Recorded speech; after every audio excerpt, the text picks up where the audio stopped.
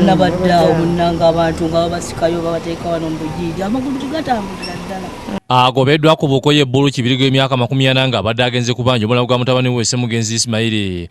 Kati sawa eno sawa musanvu tata w'omwana lwatuka ku kikanga bwe kyabadde fowedda tuli wano twasuze wano. Ssemugenzi omu ku bayizi b'essomero lya Sseko Secondary School omusawo afiidde mu kabenje akagudde embireze ku luguudo oluva e Mailo okudda ekinondi emmotoka bwe baali batambulira bwe yeefudde ne bagwira. Tuyinza kukkiriza mulambo gutambuza bali tukiziike wano. Kujawango omukazi omusajja musiru busikagaza kwata ku maiti okuddayo amajja. Nyina w'omugenzi Nakala Zulaika abadde yeebala makabira za Bukedde TV ategeeza nti ali tayinza kuwaayo omwana ono nga kitaawe era gajalira okuva mu buto bwe. Tuziise mu kibanja kyabadde bamugulira ekibanja ekiki kitaawe yabadde munaku nga talina kyayi. Beesoza akafuba era Nakalanzi n'akalamira nti akoye ejjoogo ly'omusajja ono okumala gazaala abaana be ate nga tabulabirira kuba nadda ku Ssemugenzi bw'ati bw'amuyisa. Yamulekawo nga wa myezi ebiri.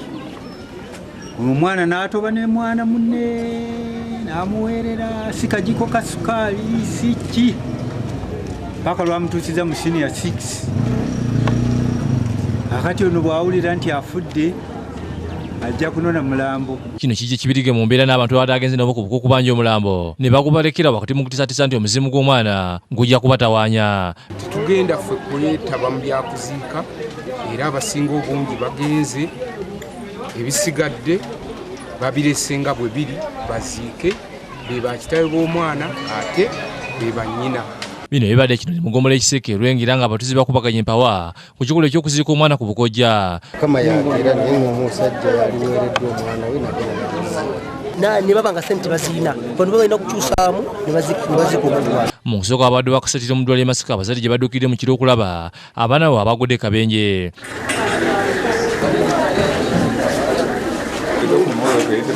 Emmotoka eyakoze akabenje ya kikya Fuso nga yabaddeko abayizi abasoma 200 abali bava okusamba omupiira mu mpaka za Coca-Cola Post Primaries nga gwakomekerezebwa nga Sseke ewanguddwa ggoolo 2-1. Ina neeyokeki yaddala wansi ffenna ne tugwira abaana era abaana abasinga bonna katolina nawe oyinza kale kugira kwekyusiza nti oba weetaaseko era emmotoka we yagwirira ate jjukira wali ababadde waggulu mitayimbwa.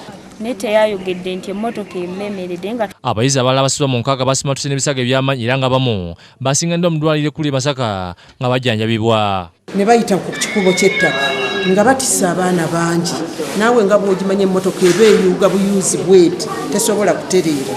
Akola ku ntambula y'ebiduka ebirengo Edith Nantes ategeeza nti amateeka tegakkiriza kutambuza abantu ku biroole kyokka nga ye ddereeva yamazeemu dda omusubi. Era kigambibwa nti wabaddewo abasambi bo babadde babatambuliza mu Kamunye naye bano bo ne bagenda nga babatambuliza ku biroole. Omusawo mu ddwaliro e Masaka Dr. Francis Kalevu ategeeza ng'abayizi abasinga bwe bagenda okusiibulwa. Amagulu gamenyese abalala embuto zaabwe tusuubira okuba nti ziyinza okubeeramu ebintu eby'omunda ebyayonoonese tukyabeekebejja.